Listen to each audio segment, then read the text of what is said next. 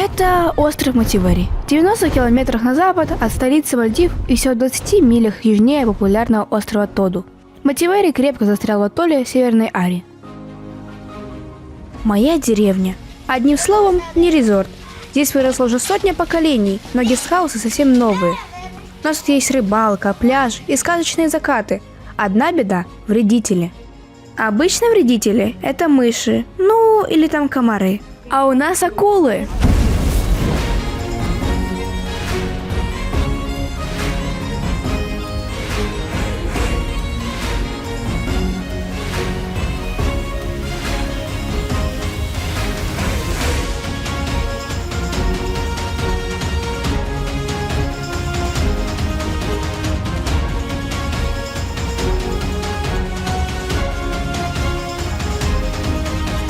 Меня зовут Милена. Знаю, то еще имя, но бывает и хуже. И да, акулы на Мальдивах самые что ни есть настоящие. Зубастые хищники, которые по вечерам кружат у берега, словно стая голодных змеевиков. Ну ладно, не такие уж они и страшные, если знать подход, но об этом позже. Добро пожаловать на Мативари, один из последних оплотов старых Мальдив. Когда начинающий путешественник решает покорить Мальдивы, он открывает карту архипелага и впадает в глубокий ступор. Куда лететь, если сверху все эти клочки суши кажутся абсолютно одинаковыми песчинками? И масштаб этой проблемы просто колоссальный. Здесь раскидано около 1200 островов, обитаемых из них, правда, всего пара сотен. Эти земли местных кланов, где живут настоящие местные викинги. Выбрать из всей этой россыпи идеальное убежище для своей экспедиции – задачка посложнее, чем очертить карту неизведанных земель, а облететь их все не хватит жизни ни одного дракона.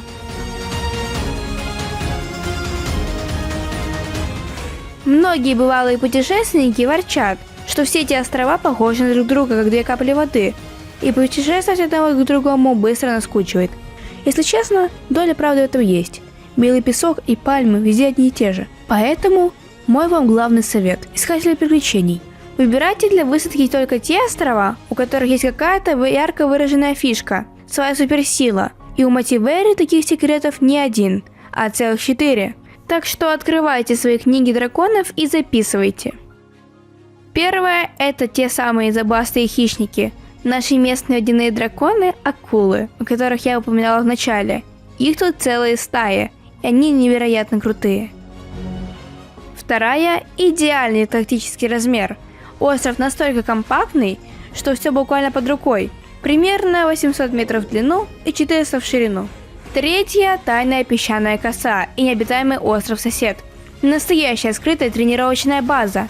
Мы туда еще обязательно отправимся с полноценной экспедицией. Ну а пока просто полюбуйтесь, как потрясающая эта красота выглядит с высоты драконьего полета.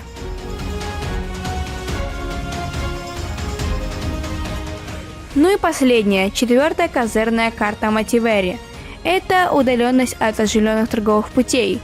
Никаких шумных толп зевак и чужих кланов. Настоящее тихое укрытие на краю света.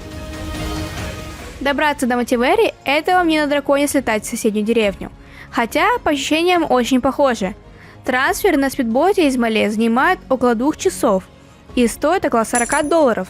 Согласитесь, скромная плата за вход в мир дикой природы, учитывая, что катер скачет по волнам так, будто мы оседлали дикого змеевика с плохим характером.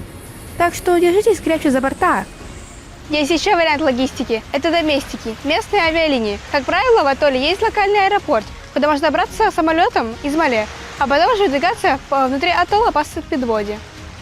Но в нашем убежище атолле Алифу-Алифу такой роскоши пока нет, и ближайшая посадочная полоса находится аж в соседнем атолле Маавигиле. Впрочем, это актуально только на сегодняшний день. Если вы смотрите эту хронику из будущего, и низкорослый чокнутый диктатор еще не успел устроить на нашем шарике полноценный ядерный апокалипсис, то картинка на острове, скорее всего, совершенно другая. Прямо сейчас здесь разворачивается грандиозная стройка века, возводят первый полноценный аэропорт во всем атолле. Под эту базу специально отвоевывают у океана целых 26 гектаров суши, чтобы продолжить взлетно-посадочную полосу 1,5 километра. Завершить этот эпичный проект обещают примерно к 2028 году. А пока наша база только обрастает грандиозными планами на будущее, настоящая элита уже давно обосновалась неподалеку.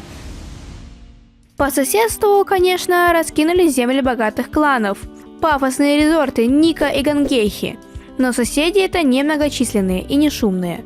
Туда можно сгонять на разведку или на пару дней отдыха, просто чтобы посмотреть, как шикуют вожди. Но давайте на чистоту. Зачем отдавать целые сундуки золота за неделю жизни там, если здесь, на Мативере, отлично уютная пещера, то есть комфортный номер, где обойдется здесь вам примерно 60 баксов, и это против 300 за ночь на самом простеньком резорте? По-моему, выбор для экономного туриста просто очевиден. Сам остров Мативере – настоящий крепкий орешек. Это представитель тех самых старых Мальдив. Здесь живет всего около 200 человек. Это меньше, чем экипаж среднего дракара. Жизнь тут тихая, размеренная. Все друг друга знают, и никто никуда не спешит. Инфраструктура спартанская, но надежная. Есть пара магазинов с провизией и одна аптека на случай битвы с комарами или внезапной мигрени. Для местных есть школа, детская площадка, ну и, конечно, оживленный порт. В общем, все, что нужно для выживания туриста. Никаких излишеств. Только самое необходимое, чтобы чувствовать себя человеком, а не избалованным принцем.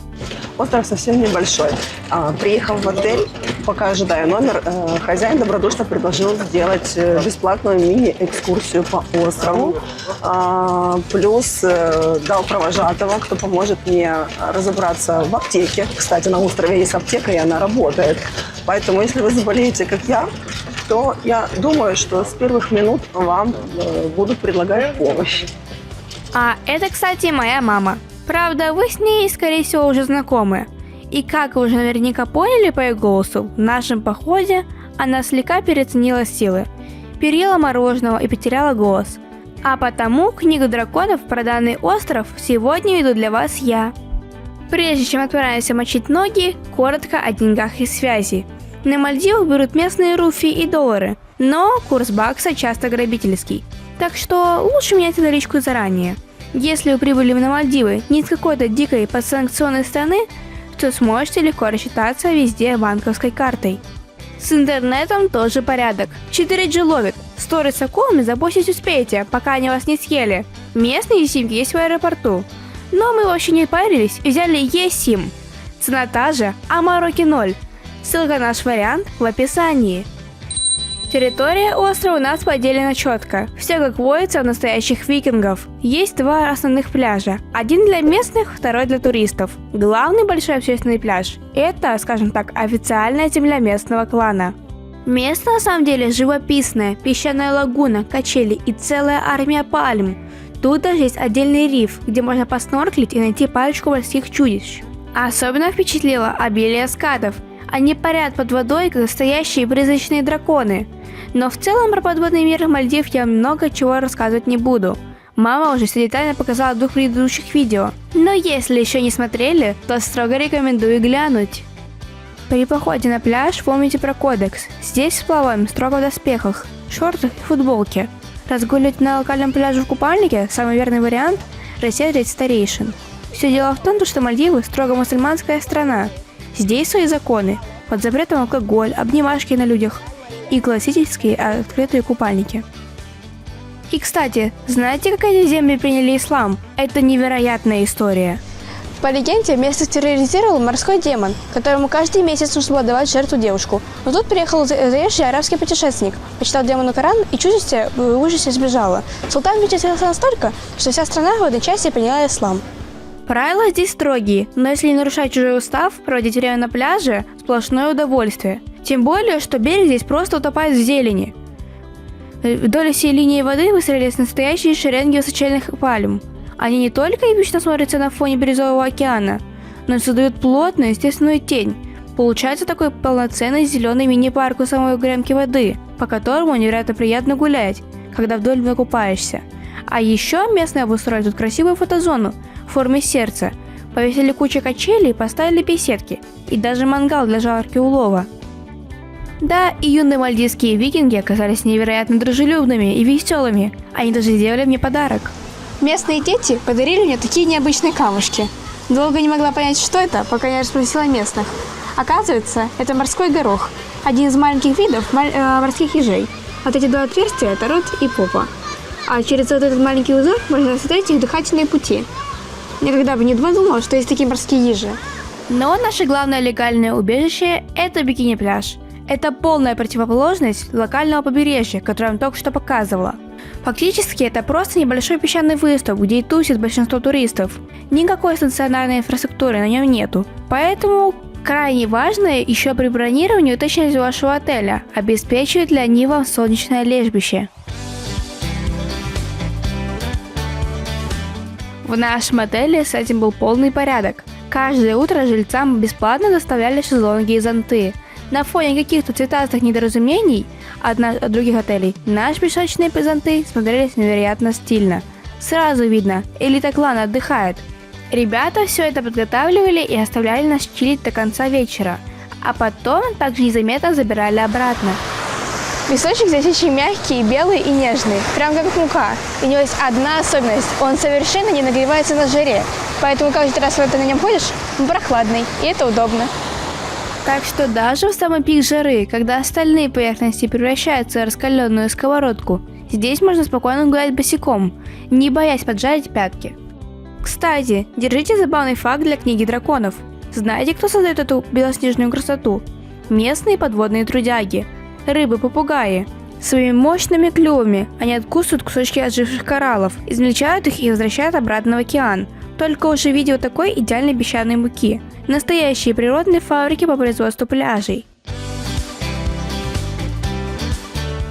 Обычно на мальдивских бикини-пляжах всегда есть широкая полоса спасительной тени от пальм, но на Мативере с этим туго.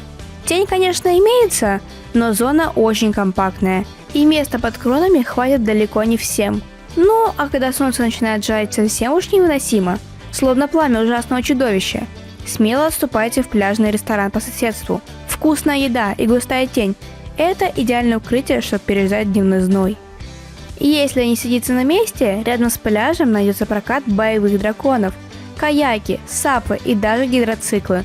Цены среднемальдивские. Гидроцикл на 10 минут обойдется порядка $40, а каяк 15. В общем, бикини-пляж весьма неплохой, да еще и с секретиком. Прямо напротив него лежит необитаемый остров-сателлит, соединенный с нами красивейшей песчаной косой. Обычно хитрые торговцы на других курортах возят на него туристов за увесистый мешок золота.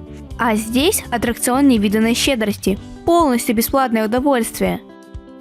Добраться до этой красоты можно вплавь, но будьте осторожны. Течение во время прилива мощное, сбивает с ног не хуже удара хвостокола. Если у вас есть с собой ценный груз, камеры, дроны, ну или вы просто не хотите тратить силы, можно договориться с ребятами из Центра водного спорта. Они без проблем подводят вашу экспедицию прямо к косе на лодке за 20 золотых. Ну, а если путник налегке, то просто дождитесь отлива и спокойно прогуляйтесь на остров по отмели пешком. И подгадать время отлива тут жизненно важно. Дело в том, что подобные косы – это настоящие острова-призраки. Если вы придете сюда в пик сильного прилива, то бац, косы просто нет. Она полностью уходит под воду, словно гигантский песчаный призрак, затаился на дне.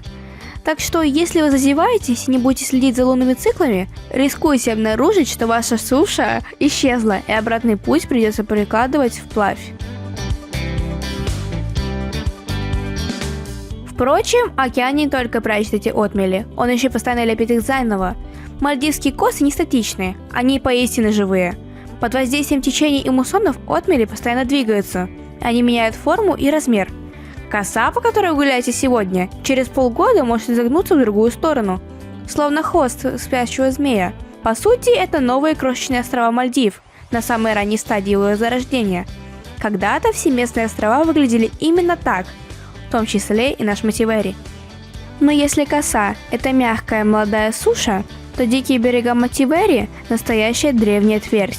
Занырнуть в океан можно в любом уголке форпоста, но заход там не для нежных. Вместо песочной муки вас может встретить суровый каменистый рельеф. Вдоль дикого берега то и дело уступают массивные пласты серого камня. Умники называют это пич-рок – древний окаменевший пляж. За тысячи лет песок и обломки кораллов намертво спрессовались настоящую природную броню, обнажив истинный первобытный скелет нашего острова. Аналогичные хребты прячутся и под водой. Самый массивный из них находится на западе Мативери и называется Аануганду. Сверху он выглядит как идеально ровная рукотворная стена. словно остатки затопленного древнего замка, но на самом деле это чистая магия природы. Да, эти камни, в отличие от классического мальдивского песка, выглядят не так инстаграмно, но у них есть своя крутая обратная сторона. Это настоящий мегаполис для всевозможной живности. В воде возле камней обожают тусоваться цветастые рыбки, а на суше это любимое логово массивных и красивых крабов. Несмотря на грозные клешни, эти бронированные парни совершенно безобидны. Максимум возмущенно цапнут за купальник, защищая свою территорию. Зато играть с ними в догонялки – мое абсолютно любимое развлечение на острове. Скачут они по древним камням не хуже настоящих драконов, включая на виражах какую-то невероятную скорость. Я как-то насобирала целую охапку этих мелких рыцарей. Хоть бери и сразу вари похлебку. И радостно притащила показывать веселов маме. Правда, судя по ее лицу, наш главный штурман была не сильно в восторге от этой добычи. Но разве это настоящего искателя приключений остановит? Вдоволь набегавшись за крабами, самое время возвращаться в наше убежище. Ой, кстати, я же забыла вам его показать. Welcome to the Water Cloud. Для своей базы я, то есть мама, выбрала отель Water Cloud. И знаете, встречают здесь не как бедного странника, а как настоящего вождя клана. Едва отходишь на берег, на шею вешают ожерелье из цветов, вручают влажные полотенца и приветственный напиток. Сервис, как в землях богатых лордов, только душевнее и с тайскими улыбками. Сам отель совсем свежий, словно только что вылупившийся дракончик. Недавно он был введен в эксплуатацию, поэтому внутри все блестит новизной. Современный дизайн, все ухоженное, а главное, все исправно работает. Никаких скрипучих дверей или капающих кранов. Давайте я вам быстренько покажу рум-турчик по номеру. Добро пожаловать в мой штаб. Смотрите сами, все просто, но со вкусом. Пара больших кроватей, мягкие, как спина ночной фурии. Идеально, чтобы отоспаться после битвы с течением. Есть рабочий стол, шкаф для доспехов и главный вентилятор в паре с кондиционером. Он здесь дует мощно, как ледяной дракон, спасая от тропического зноя за считанные минуты. Кроме всего, еще есть опрятная ванна. В ней теплая вода, она без ограничений просто льет, и это удобно, так как, например, на Шри-Ланке ей не было. Шампуньки лежат, все чисто, хорошо. Владельцы тут гостеприимные ребята, принимают прям как своих, не знаю, как семью. Я, наверное, уже это как родня. Короче, тут очень все хорошо, вообще прикольно. Кстати, нашу базу охраняла целая стая совершенно очаровательных, но вкрай обнаглевших котиков. Если вы не знали, держите забавный факт для вашей книги драконов. На Мальдивах на государственном уровне строго-настрого запрещено держать собак. Никаких хаски, корги или мальтипу тут не встретите.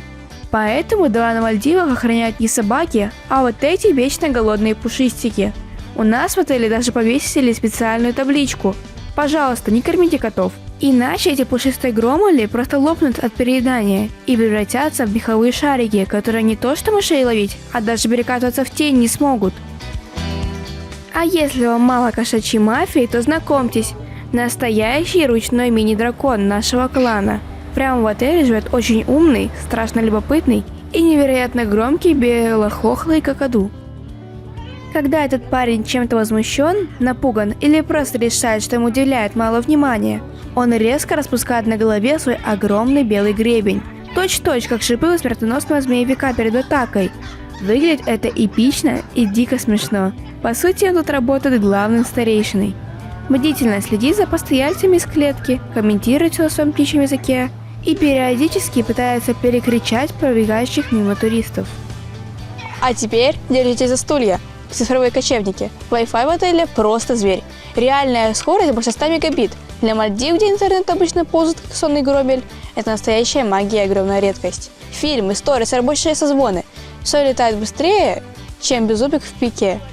Знаете, в чем секрет такой магии? Все просто. Прямо по соседству возвышается мобильная вышка, от которой к нашей базе протянут прямой оптический кабель. Но, как говорится, у любой медали есть обратная сторона. Что обычно стоит рядом с вышкой? Правильно, дизельная электростанция. И вот он, главный враг нашего идеального убежища. Громкий сосед. Станция гудит днем и ночью, как рассерженный громобой. Так что ловите лайфхак. При заселении сразу просите номера подальше от нее, чтобы спать в тишине и спокойствии. Зачем мы вообще выбрали себе берлогу возле шумного генератора? Тут все просто. Хорошее качество отеля и лояльная цена сподвинули нас пойти на определенные компромиссы. Здесь, правда, нужно сделать небольшое лирическое отступление. Этот гудящий сосед – проблема не только Мативери, а и вообще всех крошечных локальных островов. Если на больших участках суши, вроде того же острова Дигура, можно легко разделить территорию на независимые зоны, то на таких крохотных клочках земли подобной роскоши просто нет. Здесь все построено рядом с друг другом и плотно перемешано. Обычно шумные генераторы стараются выносить на самый край острова, подальше от чужих ушей. Но на Мативери этот ревущий железный зверь оказался прямо посреди жилой застройки. Между ним и пляжем ютится также и опреснительная станция, наш главный источник жизни, благодаря которому в кранах вообще появляется пресная вода. Ну и разумеется, местную мусорку тоже спрятать не удалось. С отходами на Мальдивах вообще отдельная история. Свободной земли мало, закапывать некуда, и поэтому их просто сжигают. И когда на местном полигоне разводят костер, и легкий дымок может накрыть любую часть нашего крошечного королевства. Но ради справедливости скажу, сколько я не кружила вокруг, ничего критически жуткого не увидела и дурных запахов не унюхала. Вы не поверите, но даже свалки на Мальдивах выглядят весьма мимимишно. Вокруг зелень, идеальные пальмы и растут прекрасные цветы. В любой другой стране можно было подумать, что это территория элитного поместья, а на Мальдивах тут просто жгут деревенский мусор. Ой, что-то я увлеклась суровым бытом старейшин. Вернемся к обзору нашей базы. Голодными в Watercloud не останьтесь. Очень выручает предварительный заказ трапезы. Спустился в зал и сразу в бой. Горячее уже на столе. Да, это тут не найти из-за строгих законов, зато все компенсирует душевный сервис. Вот вам небольшой примерчик моих трапез. Для начала завтрак героя. Это настоящая мальдивская классика – масхуни. Смесь тунца, кокоса и лука, который же есть по вкусу с тонкими лепешками роши. Вкусно, сытно и заряжает энергией лучше любого эликсира. Обед мы на острове традиционно пропускали, заменяя полноценную трапезу быстрыми перекусами из местных лавок. Ну а на ужин иногда делали заказ прямо в ресторане нашего отеля, а иногда совершали вылазки в соседние таверны. У меня сегодня вареный рис с вареными овощами и рыбой в чесночном соусе. Очень вкусно, проварено, а главное сытно. Среди овощей тут вижу вроде бы батат, или это манго, брокколи, морковку. И, кстати, все вареные. И рыба, я не уверена. Вроде бы это лосось или же тунец. Ладно.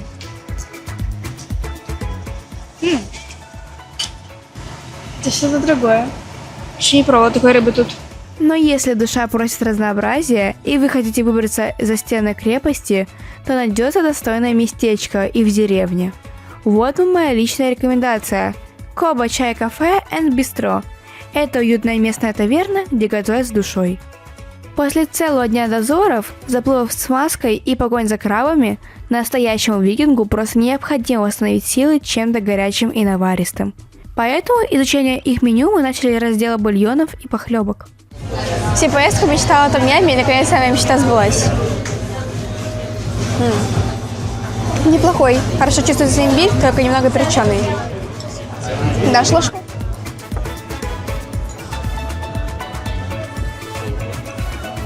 У нее нежно-крабовый суп с картошкой вроде бы. Не могу решить, какой вкуснее. Они оба прекрасны. Ну а дальше в ход пошла тяжелая артиллерия. Сначала на столе появилась сочная шаурма с горой хрустящей картошки фри, сытный и проверенный временем перекус для любого уставшего всадника. За ней последовал настоящий салат мореплавателя. Истинное великолепие. Сочные креветки здесь подают прямо в естественной рыцарской броне. Ломтики кальмара так и напоминают щупальца маленького кракена, а хрустящие овощи посыпаны зернами граната, которые разрываются во рту, словно крошечные искры драконьего пламени. И гость программы – запеченный морской хищник, императорская рыба. Снаружи это настоящая драконья кольчуга из крупной чешуи, а внутри нежнейшее белое мясо, почти без костей. Идеальная добыча перед завтрашними подвигами. Плотно подкрепившись, самое время взглянуть на карту квестов. Чем же вообще можно развлечь себя на Мальдивах? Давайте кратенько пробежимся по классическим экскурсиям. Самая популярная мальдивская экскурсия – это высадка на песчаной косе. Правда, мы-то помним Суперсила Мативери. Тут такая коса своя, и платить за нее никому не нужно.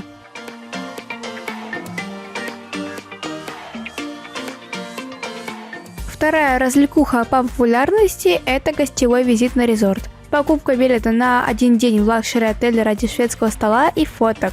Рядом с нами, как вы уже знаете, есть парочка популярных резортов. Но имхо лучше уже приехать туда для полноценного проживания на пару дней. Вместо короткого гостевого визита. Поверьте, так атмосфера лакшери и гламура прочувствуется куда лучше, чем во время дневного заезда. Так что оставим дворцовые интриги аристократам и вернемся к развлечениям настоящих мореплавателей. Пришло время добывать пищу своими руками.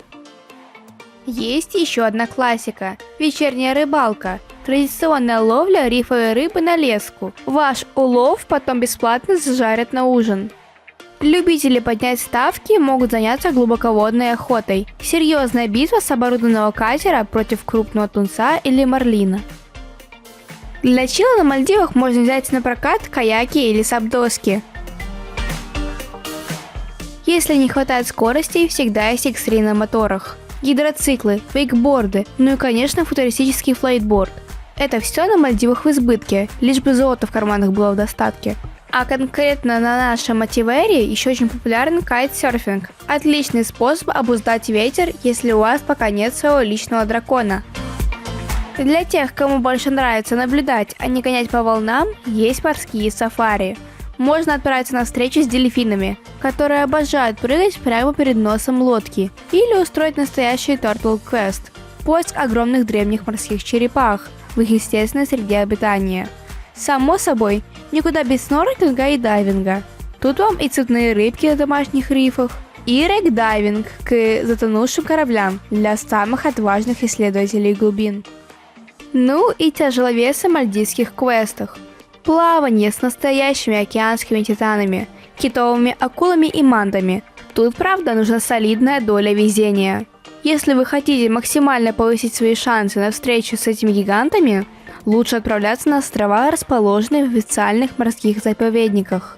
Отличный пример – остров Дигора. Подробный видеообзор этой локации, кстати, уже есть здесь на канале. А вот самое зрелищное и неоднозначное приключение – это плавание со стаей акул-нянек на мелководье. Гарантированный адреналин и топ-кадры. Но как настоящий наездник и защитник драконов, я просто обязана предупредить вас об обратной стороне этой медали. Подобные экскурсии к нянькам затея очень сомнительная. Да, для туристов эти зубасики почти полностью безопасны, но вот сами туры наносят животным огромный вред. Но все дело в том, что акулы-няньки – ночные хищники. Днем они должны мирно спать на дне и вообще не реагировать на двуногих. Но ради красивой инста-картинки гиды ныряют на глубину, втыкают в них палками, забрасывают едой и полностью ломают животным природный ритм, заставляя часами кружить вокруг лодок. Все это поставлено на жесткий конвейер, лодок десятки, и это жутко вредит популяции. Ответственные туркомпании от такой практики уже давно отказались. Сейчас подобные экскурсии официально вне закона. Но на Мальдивах на законы, увы, часто смотрят сквозь пальцы. В общем, спонсировать это безобразие или нет, решать вам. Мы от такого сомнительного удовольствия отказались наотрез. Тем более, если вы хотите просто полюбоваться акулами, никуда плыть не надо. Достаточно прийти в наш местный порт. И это ведь та самая секретная суперсила Мативери. А у нас тут акулы. В порту есть особое местечко. Мостик под названием Shark Point. Он отбрасывает густую тень, в которой акулы обожают дремать. А прибывающие рыбаки часто чистят свой улов на специальных столах прямо по соседству, сбрасывая остатки в воду. В итоге акулы привыкли приплывать сюда на ежедневный бесплатный пир. Это просто идеальная локация для гарантированной встречи с этими удивительными созданиями. Зрелище завораживает и пугает одновременно. С виду они кажутся грозными, как дикие змеевики, но на деле характер у них вполне нордический. Главное правило юного дрессировщика – смотрите, восхищайтесь, но руки в пасть не суйте, все-таки это хищники, хоть и очень обаятельные. Наблюдать за этими красавчиками с мостика одно удовольствие. Попрощавшись с морскими хищниками в порту, углубляемся в деревню. Здесь турист превращается в настоящего первооткрывателя неизведанных земель. Дома по старинке сложены из кораллового камня. Над головой нависают хлебные деревья, которые готовы сбросить на зазевавшего путника плотный снаряд. А чуть дальше раскинул свои корни щупальца исполинский баньян. Местные люди называют это дерево Ника. Света, Лена, Ника, Вероника. В общем, имя у него почти как у моей подружки из соседнего клана, но выглядит оно максимально эпично и мистически. Сами островитяне, хоть и выглядят сурово, на деле добрейшие люди. Они не навязывают услуги и не тащат вас в лавки за руку, как на Восточном базаре. Они просто живут свою жизнь, чинят сети, медитируют в плетеных креслах Джоли или с ловкостью диких обезьян карабкаются на пальмы. А это, скажу я вам, экстрим почище полета на смертоносном драконе. Местные сбираются на 20-метровую высоту, абсолютно босиком, без всякой страховки, держа при себе одно лишь мачете. Кстати, кокосовая пальма – это официальный символ архипелага, и все деревья тут строго пересчитаны. Срубить ствол без разрешения совета старейшин – настоящее преступление. Добывать пропитание здесь тоже умеют, но по-особенному. Кроме классического океанского промысла с лодок, тут невероятно популярна уличная рыбалка с берега. Выглядит это дико непривычно. Они не сидят часами в ожидании поклевки, глядя на поплавок, а закидывают леску и тут же резко дергают обратно. Буквально каждую секунду. И самое странное, их кулек при этом забивается рыбой со скоростью света. А после удачной охоты весь клан отправляется на главную боевую арену. Вы не поверите, но на этих крошечных клочках земли, где каждый метр суши на вес золота, обязательно найдется шикарно оборудованный стадион. Причем это не просто вытоптанная земля, а отличное поле с искусственным газоном и мощными прожекторами. Для местных мальчишек, которые гоняют мяч пеленок, это не просто игра, это их версия драконьих гонок, настоящая религия. И эти тренировки на краю света дают феноменальные плоды. Сборная Мальдив по футболу – это классическая легенда о том, как маленький, но бесстрашный клан бьет настоящих великанов. Только представьте, эта крошечная островная нация дважды выиграла престижный Кубок Южной Азии, вырывая победу у таких гигантских империй, как Индия, население которой почти в 3000 раз больше. Это ли не настоящая драконья ярость? А еще тут очень много котов. Они такие ути-пути. Эти пушистые троглодиты – настоящие теневые хозяева острова. Они вальяжно разгуливают по улицам и строго инспектируют улов рыбаков в порту и нагло требуют дань в виде почесываний. Но не обманывайтесь их пушистостью. Это суровые стражи порядка, охраняющие наши припасы от мелких грызунов. Более того, эти хвостатые викинги и сами те еще морские волки. По утрам можно наблюдать совершенно уморительное зрелище, как они выходят на берег и сосредоточенно охотятся на крабов и мелкую рыбешку. Кстати, о драконах. Если вечером поднять голову вверх, то можно увидеть наших местных мини-виверн. Это летучие лисицы или фруктовые мыши. Днем они висят на пальмах вниз головой, плотно завернувшись в свои кожистые крылья. Ну, чисто маленькие бэтмены. А на закате начинают свои бесшумные дозоры. Размах крыльев у таких весьма приличный, в половину роста взрослого человека. Со стороны они могут показаться жутковатыми, но на самом деле абсолютно безопасны, как ручная ночная фурия. Питаются эти крылатые ребята исключительно манго, папайей и нектаром, так что прятать от них детей не нужно. Итак, что мы запишем в книгу драконов об этом острове? Матиавери – место крайне интересное, я бы сказала, недооцененное. Помимо всего, что мы с вами уже увидели, в здешних водах скрывается еще парочка секретных точек для снорклинга. А береговая линия последние годы стала такой ухоженной, что патрулировать ее сплошное удовольствие. Повсюду стоят уютные скамейки, чтобы перевести дух после дозора. А главное, сам остров стал намного чище. Мативери определенно меняется в лучшую сторону. Он не превращается в шумный, перенаселенный улей, как тот же попсовый Маафуши или даже соседний Тоду. Он умудряется сохранить свой ламповый уют, становясь только комфортнее. Правда, есть один нюанс. Когда здесь достроят полноценный аэропорт, картинка, скорее всего, кардинально изменится. Сюда слетятся толпы туристов, как голодные драконы на запах свежей рыбы. Но пока этого не случилось, и форпост бережно хранит свою дикую первозданную атмосферу. Обязательно добавьте Мативери в карту своих мальдивских странствий. Успейте увидеть его настоящим. На этом у меня все. Если вам понравились Мальдивы, хотите знать, как получить эти острова, подписывайтесь на канал. Кстати, у мамы тут найдется полноценный большой видеообзор к Мальдивам. Ссылка на экране. Настоящая карта сокровищ для путешественника. Всех целую и обнимаю. А чтобы не скучали, ставьте на прощание завораживающие кадры того самого дракона. Посмотрите на этого величественного железного дракона. Каждый закат он выезжает на косу и упорно борется с океаном, пытаясь отвоевать суши под тот самый новый аэропорт. Выглядит очень трогательно и поистине эпично. Пока-пока и до встречи в будущих приключениях.